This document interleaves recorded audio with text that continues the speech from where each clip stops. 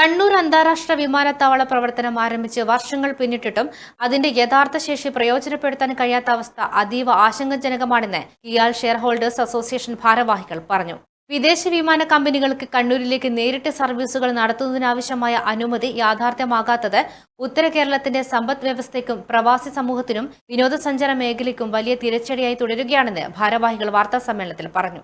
അതിൽ നിങ്ങൾ മനസ്സിലാക്കണം, നമ്മളിപ്പോൾ ഏറ്റവും കൂടി ഈ ഷെയർ ഉണ്ടായി മൈനോറിറ്റി ഷെയർ ഹോൾഡേഴ്സിന്റെ ഷെയർ വരുന്നത് 250 കോടിയാണ്. കേരള ഗവൺമെന്റ് കഴിഞ്ഞാൽ പിന്നെ ഏറ്റവും കൂടുതൽ ഷെയർ ഹോൾഡേഴ്സ് വരുന്നത് ഈ മൈനോറിറ്റി ഷെയർ ഹോൾഡേഴ്സ് വിഭാഗത്തിലാണുള്ളത്. അത് ബാക്കിയുള്ള അതുകൊണ്ടാണ് ഇപ്പം സെക്രട്ടറി പറഞ്ഞത്, നമ്മളൊരു ന്യായമായ ആവശ്യം ഉന്നയിച്ചിട്ടുണ്ടായിരുന്നു. മൈനോറിറ്റി ഷെയർ ഹോൾഡേഴ്സിന്റെ ഒരു നോമിനി പേഴ്സൺ, അതായത് റെക്കമെൻഡ് ചെയ്യുന്നത് നമ്മുടെ കമ്മിറ്റി ആരാണോ പോകേണ്ടത് എന്ന് പറഞ്ഞാൽ അത് സ്ഥിരമായിട്ടല്ല, കാലകാലങ്ങളിൽ മാറ്റങ്ങൾ പ്രതിനിധി ഉണ്ടെങ്കിൽ നമ്മളുടെ ആവശ്യങ്ങൾ അവിടെ ബോർഡിൽ ഒരു കാര്യങ്ങളും ഇത്തരത്തിലുള്ള serious discussions are not taking place in the board meeting എന്നുള്ളതാണ് യാഥാർത്ഥ്യമുള്ളത്. അത് നമ്മൾ മനസ്സിലാക്കുക, ആ ഒരു രീതി മാറ്റണം. ഒരുപാട് ശുദ്ധീകരണങ്ങൾ വരണം. ഈ എയർപോർട്ട് വലിയ രീതിയിൽ കൊണ്ടുവരണം. ഇത്രയും സ്ഥലങ്ങൾ ഉണ്ടായിട്ട് നോൺ ഓപ്പറേഷണൽ ഇൻകം ഉണ്ടാക്കാൻ വേണ്ടിയിട്ടുള്ള എന്ത് പദ്ധതിയാണ് ഇവിടെ ആസൂത്രണം ചെയ്തിട്ടുള്ളത്?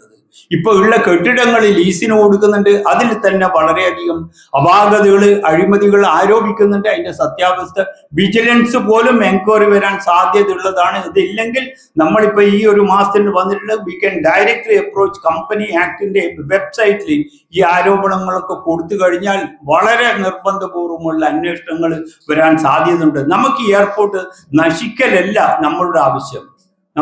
നമ്മുടേതാണ് ഇത്. ഷെയർ ഹോൾഡേഴ്സ് പറയുന്ന വി ബിലോങ്സ് ടു, ഞങ്ങൾ ഇൻവെസ്റ്റ് ചെയ്ത് ആളുകളുടെ പണമാണ്, മറ്റുള്ളവരുമുണ്ട്.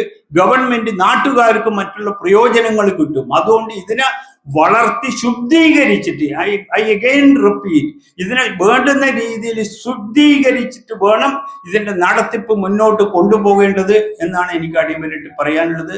മറ്റു കാര്യങ്ങൾ ഇവിടെ പിന്നെ ഇതോടുകൂടി ഞങ്ങൾ അടുത്ത് തന്നെ ഒരു ഇതിന് വികസനത്തിന് വേണ്ടിയിട്ടുള്ള വലിയൊരു പരിപാടി ആസൂത്രണം ചെയ്യുന്നുണ്ട്. മാനേജ്മെന്റിന്റെ ഒരു മാറ്റം വന്നു കഴിഞ്ഞാൽ വലിയ ഇൻവെസ്റ്റേഴ്സിനെ കൊണ്ടുവന്നിട്ട് ഈ സ്ഥലത്ത് വലിയൊരു കൺവെൻഷൻ സെന്ററിന് സാധ്യതയുണ്ട്.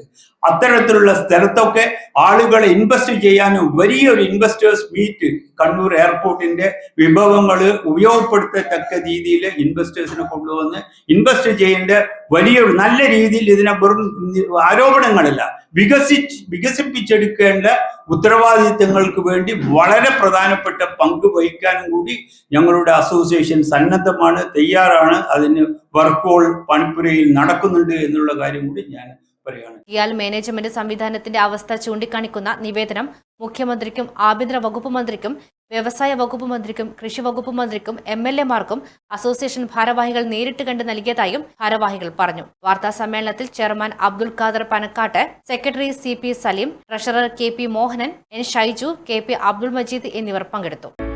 ഫിസിയോതെറാപ്പിക്ക് ഏറ്റവും മികച്ച ചോയ്സ് ഇനി കണ്ണൂർ തന്നെ. അതിനൂതനമായ ഫിസിയോതെറാപ്പി ഉപകരണങ്ങളോടുകൂടി orthopaedics, neurology, sports medicine, paediatrics കൂടാതെ റീഹാബിലിറ്റേഷൻ സേവനങ്ങളും. പരിചയസമ്പന്നരായ ഫിസിയോതെറാപ്പിസ്റ്റുകളുടെ സേവനങ്ങൾ, സ്ത്രീകൾക്കായി ഫീമെയിൽ തെറാപ്പിസ്റ്റുകളുടെ സൗകര്യം. Touch and hill physiotherapy clinic, മാതാറാസ് India hospital, Pamban Madhavan road, Thalap, Kannur. Phone 04972 761 303.